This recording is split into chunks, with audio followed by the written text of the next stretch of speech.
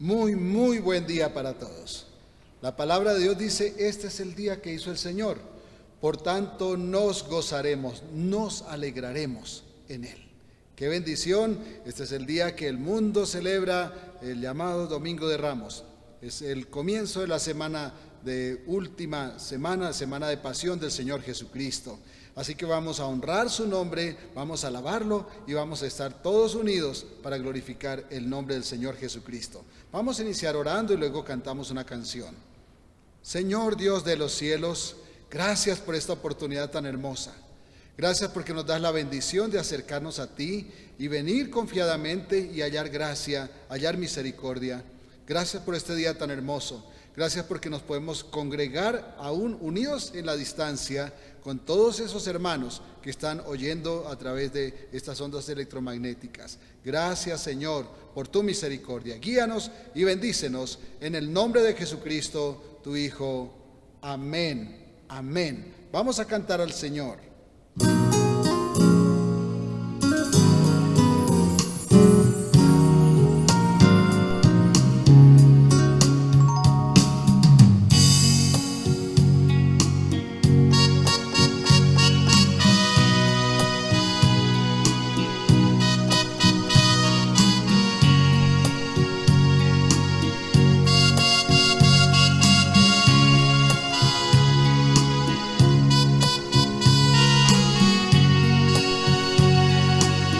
Somos el pueblo de Dios,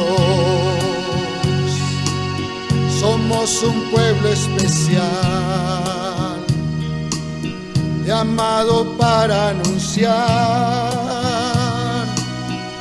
las virtudes de aquel que nos llamó a su luz. Somos el pueblo de Dios, su sangre nos redimió y su espíritu dio para darnos poder y ser testigos de Él, y llevaremos su gloria a cada pueblo y nación, trayéndoles esperanza y nuevas de salvación, y su amor nos impulsa, no nos podemos callar, anunciaremos al mundo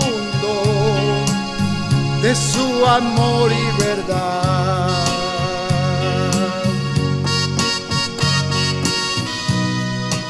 Aleluya, gloria al Señor.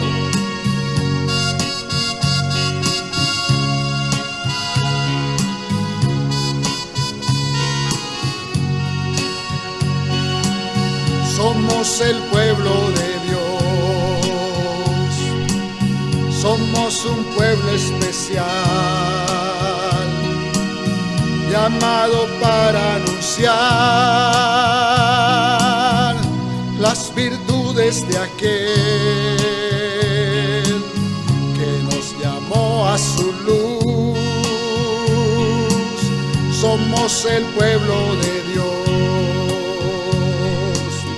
su sangre nos redimió y su espíritu dio para darnos poder y ser testigos de Él,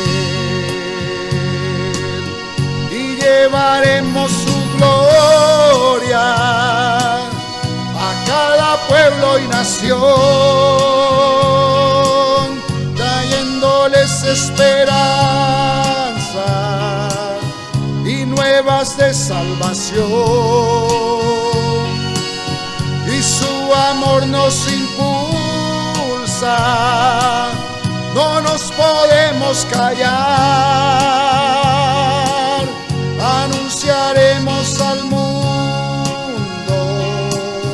de de su amor y verdad, y llevaremos su gloria a cada pueblo y nación, trayéndoles esperanza, nuevas de salvación, y su amor nos impulsa, no nos podemos callar, anunciaremos al mundo de su amor y verdad, de su amor y verdad, de su amor y verdad.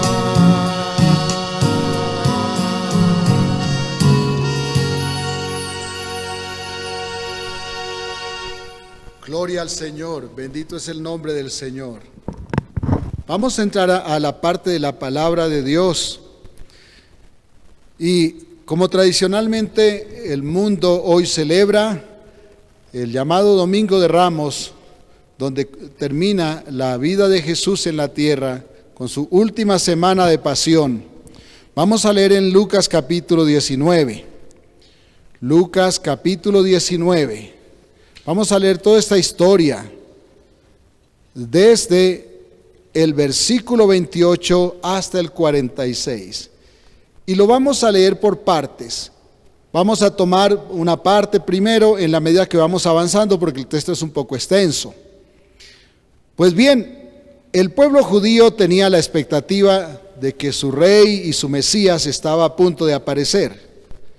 Ellos vivían oprimidos por el imperio romano y sus gobernantes locales, a menudo tiranos y sanguinarios, sin temor de Dios. Incluso aquel tiempo, líderes revolucionarios se habían levantado y trataron de arengar al pueblo para una revolución contra el imperio romano. Y aunque todos esos intentos habían sido reprimidos por el imperio, ellos seguían esperando su Mesías. Leamos los primeros textos, 28 al 34 del capítulo 19 de San Lucas. Dicho esto, iba adelante subiendo a Jerusalén. Y aconteció que llegando cerca de Betfagé y de Betania, al monte que se llama de los Olivos, envió dos de sus discípulos diciendo: id a la aldea de enfrente, y al entrar en ella hallaréis un pollino atado, en el cual ningún hombre ha montado jamás. Desatadlo y traedlo. Y si alguien os preguntare, ¿por qué lo desatáis?, le responderéis así: porque el Señor lo necesita. Fueron los que habían sido enviados y hallaron como les dijo. Y cuando desataban al pollino, sus dueños les dijeron: ¿por qué desatáis al pollino? Ellos dijeron: porque el Señor lo necesita. Señor, gracias por esta palabra. Gracias porque es viva y es eficaz. Danos la bendición de escudriñarla, comprenderla y ponerla en práctica para que ilumine nuestras vidas por tu Espíritu Santo. En el nombre de Jesús. Amén. En la espera del rey por los judíos, aparece Jesús para ellos lleno de laureles. Sanaba enfermos, daba órdenes y aún las tormentas le obedecían, y resucitaba muertos. Recordemos que resucitó a Lázaro poco antes de morir. Ahora también aparece profetizando acerca de un asno y lo manda a traer. Dice: en tal parte hay un asno amarrado y cabalga sobre ese asno. En mi tierra se llamaba asno cerrero, es decir, un animal que nadie lo había montado. ¿Qué más señales esperarían los judíos? ¿Qué más señales podían esperar? Seguramente también pensarían que él sabría cuándo vendrían los soldados romanos y escaparía si él asumiera ser su líder, su rey, para llevarlos a la libertad del imperio. Entonces, sabiendo que los romanos venían, ellos pensarían, pues pondría emboscadas para atacar a sus enemigos y luego sería más fácil liberar a su pueblo. Además, era tal la autoridad que los dueños del burro nunca se opusieron a que los discípulos lo llevaran, cuando supieron que el Señor lo necesita. Ellos dijeron, claro, llévelo. Entonces supusieron todos, este es nuestro rey. Este es el Mesías que tanto esperamos para que nos liberte de la opresión de los romanos. Lo pondrían en el trono de David en Jerusalén. ¿Quién más idóneo para reconocerle como Mesías y como su rey? Entonces, digamos en primer lugar, el Señor lo necesita. Decimos, heme aquí, porque el Señor lo necesita. Segundo lugar, versículos 35 al 38 del mismo capítulo 19. Y lo trajeron a Jesús, y habiendo echado sus mantos sobre el pollino, subieron a Jesús encima, y a su paso tendían sus mantos por el camino. Cuando llegaban ya cerca de la bajada del monte de los Olivos, toda la multitud con los discípulos gozándose, comenzó a alabar a Dios a grandes voces, por todas las maravillas que habían visto, diciendo, bendito el Rey que viene en el nombre del Señor. Paz en el cielo y gloria en las alturas. Versículos 35 al 38. Digamos en segundo lugar, algo que parece hermoso, pero es triste a la vez. Le proclamaron como rey, pero no le reconocieron como Dios. Ellos no esperaban su rey como salvador de sus pecados. Ellos esperaban su rey como alguien que fijara su trono en Jerusalén y les quitara de encima el dominio romano. Por eso, incluso algunas veces habían intentado hacer rey a Jesús antes que esta ocasión. Aunque él siempre supo escapar de las pretensiones humanistas de aquellos que eran sus parientes, él siempre buscaba la forma de evadir y se iba sin escuchar sus propuestas, que por cierto no eran para nada santas para él, porque él venía a salvar, no a sentarse en un trono en la tierra. Ellos habían visto el poder, la autoridad y la sabiduría de Jesús. Decían los judíos, habla con autoridad y no como los escribas y los fariseos. En esta última oportunidad salieron ellos con toda a proclamarlo rey, a sentarlo en el trono de David su padre allí en Jerusalén. No se imaginaban que pudiera rechazar semejante oferta. Tal vez pensaban, él puede pensar dónde vienen los romanos, encuentra sus propósitos porque él lo sabe todo y entonces los vamos a vencer. Por eso, cuando Jesús los decepciona de esta oferta, esto explica cómo en una misma semana lo proclaman como rey, pero apenas una media semana después clamaban a gran voz que fuera condenado y que fuera crucificado. ¿Saben? Este cuadro no dista mucho de lo que pasa ahora con la humanidad. El hombre de hoy proclama el nombre de Jesús por todas partes, pero no le reconoce como rey y como Señor de su vida.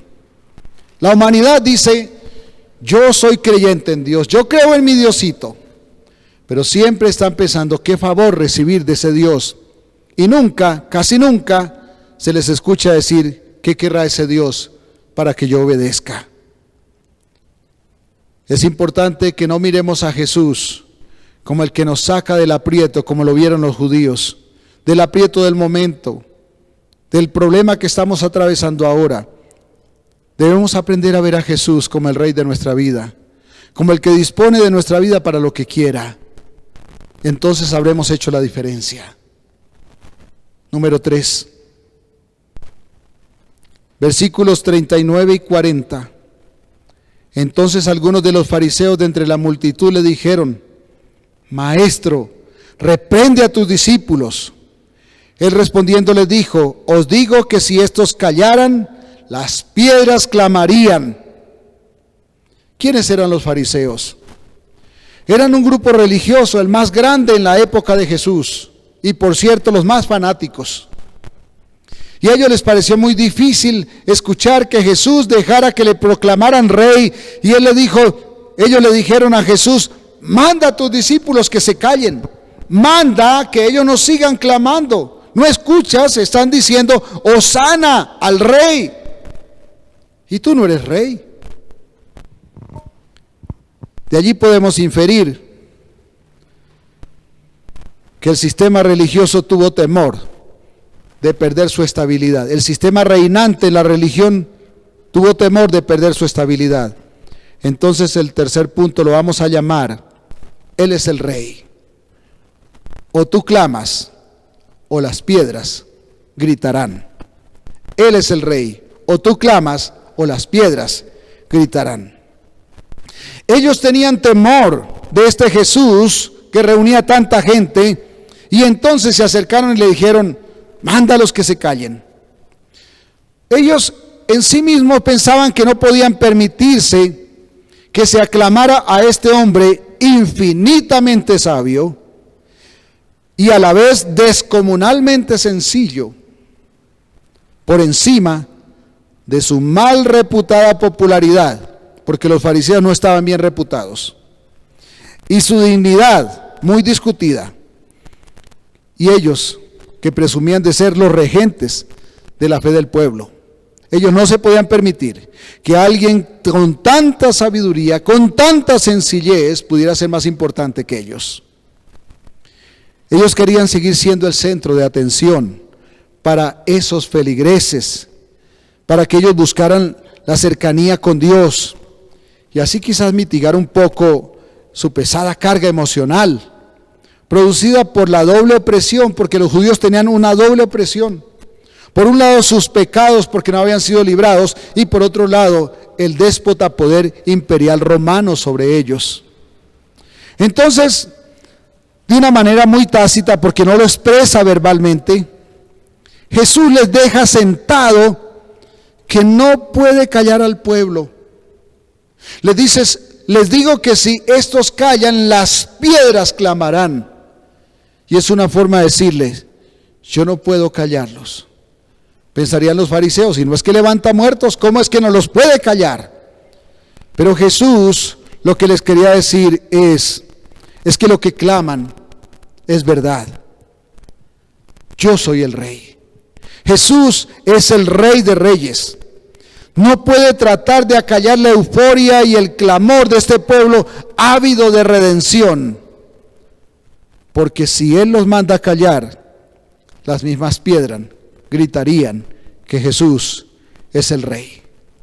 Ya los dueños del asno lo reconocieron cuando oyeron el Señor lo necesita y no pudieron contenerse, así que dejaron ir a sus discípulos con el animal para que se cumpliese la profecía escrita allí en Zacarías 9:9, que dice textualmente: alégrate mucho, hija de Sión, da voces de júbilo, hija de Jerusalén, he aquí tu rey vendrá a ti, justo y salvador, humilde y cabalgando sobre un asno, sobre un pollino, hijo de asna.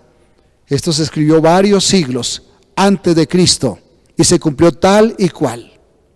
La tierra y sus moradores no podían contenerse, estaban clamando al mismo Dios y aclamando a Jesús como Dios que vino para estar entre nosotros. Ellos no lo entendían, pero se estaba cumpliendo la profecía. Emmanuel, Dios con nosotros, Dios está entre nosotros. Hosana al Rey, hosana al Hijo de David. Él ha venido para estar con nosotros. Número 4, versículos 41 al 44. Y cuando llegó cerca de la ciudad, al verla, Jesús lloró sobre ella, diciendo: oh, si también tú conocieses a lo menos en este tu día lo que es para tu paz, mas ahora está encubierto de tus ojos. Porque vendrán días sobre ti cuando tus enemigos te rodearán con vallado y te sitiarán y por todas partes te estrecharán y te derribarán a tierra y a tus hijos dentro de ti y no dejarán en ti piedra sobre piedra por cuanto no conociste el tiempo de tu visitación. Entonces vamos a llamar el cuarto punto. Es necesario reconocer el tiempo de su visitación, para que no estemos ignorantes como aquellos que lo aclamaron y luego lo ajusticiaron, lo traicionaron. Jesús ve la ciudad de Jerusalén sumida en la confusión y no puede contener sus lágrimas. Ese pueblo, sus parientes, no reconocía que Dios les estaba visitando. Y prueba de ello es que ahora lo aclamaba, pero apenas unos días después estaban pidiendo que lo crucificaran. Es muy triste que esto pase. ¿Por qué? Porque no se reconoce el tiempo de la visitación del Señor. Estaban pidiendo que le crucificaran porque no lo reconocieron como Mesías. Ellos solamente querían a alguien que lo sacara del aprieto del momento. Necesitamos reconocer la visitación del Señor para que no vivamos en confusión. El pueblo estaba confundido. No podemos decir que Él es nuestro Rey, mientras con nuestros hechos traicionamos su palabra, su santidad y su misericordia. Este reino de Jesucristo no es como el de todos los reyes, es bien diferente de todos los demás. La ley no está escrita en los libros de las cortes, donde se pretende a toda costa sacar el nombre de Dios. La ley de este reino está escrita en nuestro corazón, dictada por el Espíritu Santo que redarguye nuestra conciencia para que ya no vivamos obedeciendo a los bajos instintos de nuestros deseos pecaminosos y carnales, sino que oigamos la voz de Dios escrita en su palabra, la recibamos por fe y con fe, para que acabemos obedeciendo sus mandatos y vivamos en la debida santidad que es menester para ser parte de ese reino cuyos cimientos no están en la tierra, sino en los mismos cielos, en la misma presencia del Dios eterno, todopoderoso y sublime. Hosana al Rey, pero es necesario que reconozcamos que Él nos está visitando. Yo quiero preguntarle, ¿usted reconoce que Él está visitando hoy? ¿Reconoce que Dios le está llamando hoy para tener una relación personal con Él? Si usted puede reconocerlo hoy, es tiempo de que abra su corazón y deje su vida en manos de Dios para que haga de usted y de mí una persona diferente. Número 5, versículos 45 y 46. Y entrando en el templo, comenzó a echar fuera a todos los que vendían y compraban en él, diciéndoles, escrito está, mi casa es casa de oración, mas vosotros la habéis hecho cueva de ladrones. Jesús entra en el templo. Es el lugar dedicado para la adoración del Padre Eterno.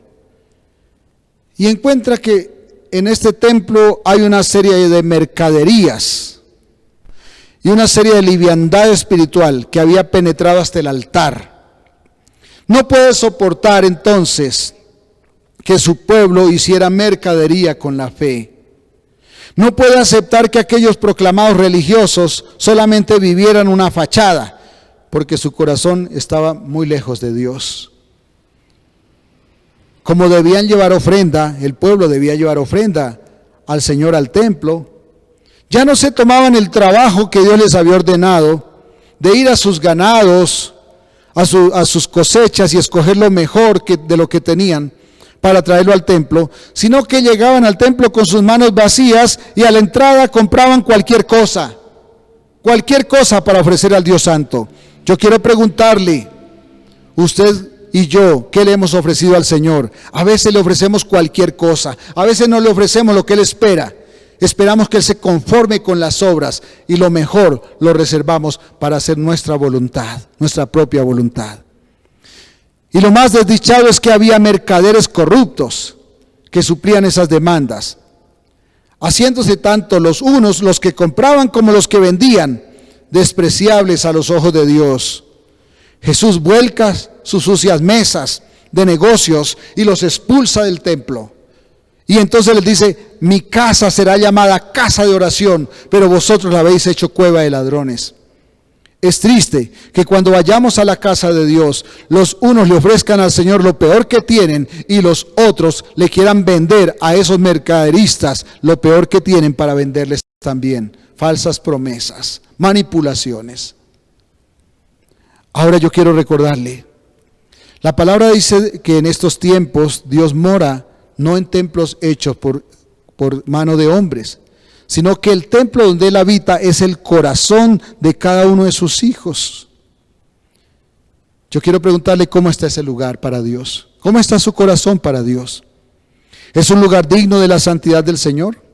¿O acaso es un sitio corrompido por la ambición de quienes, pretendiendo llamarse sus siervos, no son más que mercaderes de la fe barata y mundanal, donde unos venden indulgencias para ofrecer por precio de mercader los favores del cielo, mientras otros pretenden sobornar a Dios, ofreciendo sus miserables, entre comillas, sacrificios como precio para ganar su favor?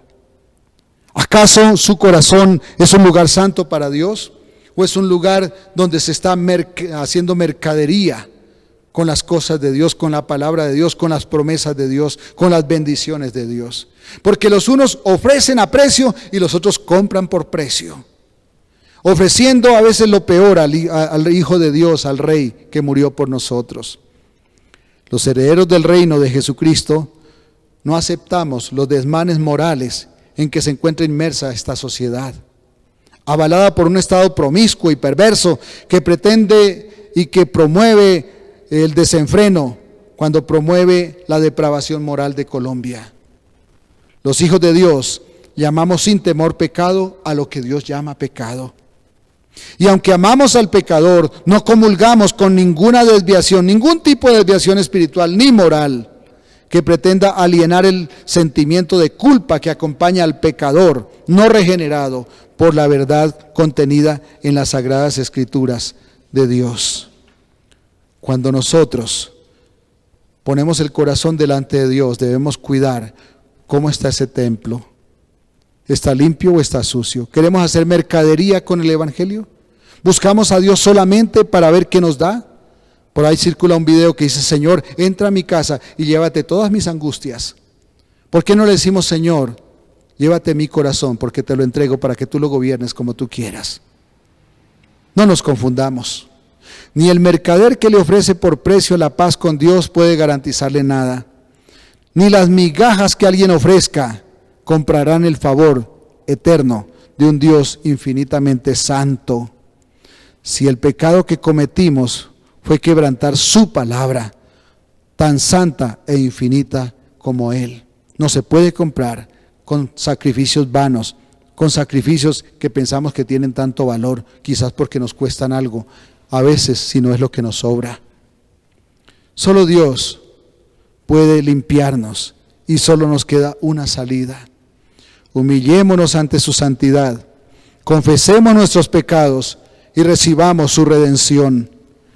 ¿Acaso usted quiere hacerlo ahora? Quizás siente que debe ahora entregar su corazón a Dios porque de alguna manera no le está ofreciendo lo mejor, sino que siempre se ha reservado lo que le parece mejor para guardarlo y está ofreciéndole los sobrados al Señor. ¿Quiere saber que Dios hoy le recibe y que perdona sus pecados? Si quiere hacerlo, le invito a que repita conmigo esta oración.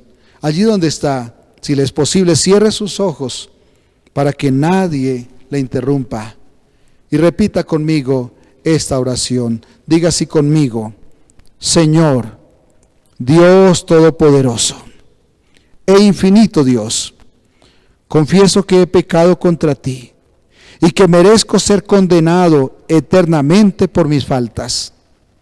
Señor, como no tengo cómo pagar el precio de mi redención, ahora recibo a Jesucristo como mi único y suficiente Salvador, mi Rey y mi Señor.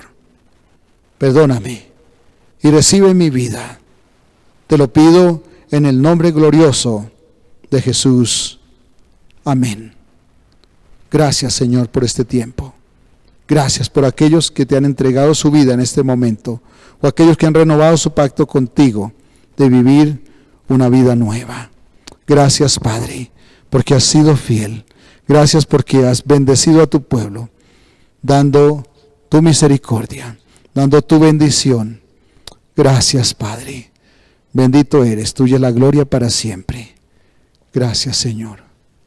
Gracias, Señor. Gracias, Señor. Vamos a cantar otra canción. Bendito el nombre del Señor. Y vamos a honrar su nombre, trayendo una ofrenda de alabanza, de gloria a nuestro Señor. Bendito el nombre del Señor.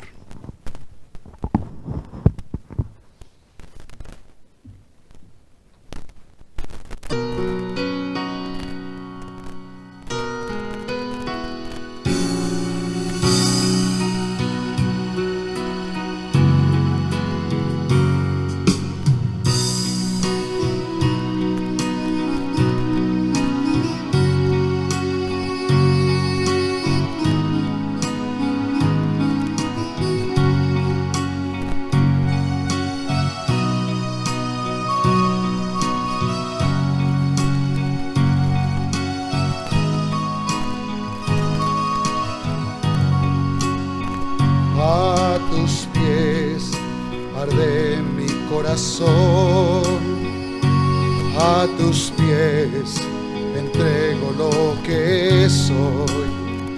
Es el lugar de mi seguridad, donde nadie me puede señalar. Me perdonaste, me acercaste a tu presencia, me levantaste, hoy me postro a adorarte. No hay lugar más alto, más grande que estar a tus pies, que estar a tus pies. No hay lugar más alto, más grande que estar a tus pies, que estar a tus pies. Y aquí permaneceré, postrado a tus pies. Y aquí permaneceré a los pies de Cristo. No hay lugar más alto, más grande que estar a tus pies, que estar a tus pies. No hay lugar más alto, más grande que estar a tus pies, que estar a tus pies.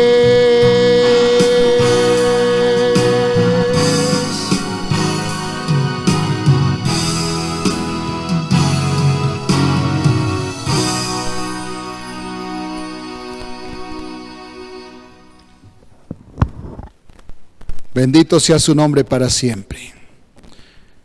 Dice la palabra de Dios, vamos a participar de la Santa Cena. Allí en su casa puede tomar su pan y su copa. Hechos 2:42. Y perseveraban en la doctrina de los apóstoles, en la comunión unos con otros, en el partimiento del pan y en las oraciones. Permanecer en la doctrina de los apóstoles significa escudriñar la palabra de Dios y vivir en obediencia a sus mandatos. La comunión tiene que ver con que el amor de Dios debe unir siempre la iglesia del Señor. El partimiento del pan implica continuamente anunciar que Cristo murió en la cruz, que con su sangre lavó nuestros pecados y ahora ya no somos esclavos del mal. Y el permanecer en oración tiene que ver con doblegar nuestra voluntad continuamente ante la majestad de Dios, adorarlo y clamar por nuestras necesidades, invocando su misericordia, siempre su misericordia, no los posibles derechos que creemos que tenemos. No tenemos derechos a no ser que nos dé por su misericordia alguna posibilidad y potestad de pedir. Dice la palabra de Dios que Jesús se sentó con sus discípulos a tomar la última cena, y tomó el pan y dio gracias y les dijo: toman y coman de él, porque esto es mi cuerpo que por vosotros es partido. Comamos del pan.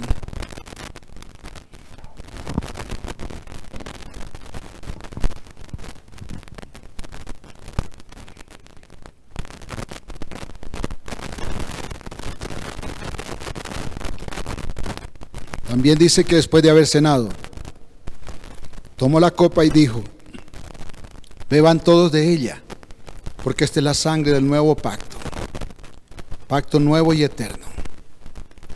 Bébanla todas las veces que lo hagan en memoria de mí, para perdón de pecados. Tomemos la copa.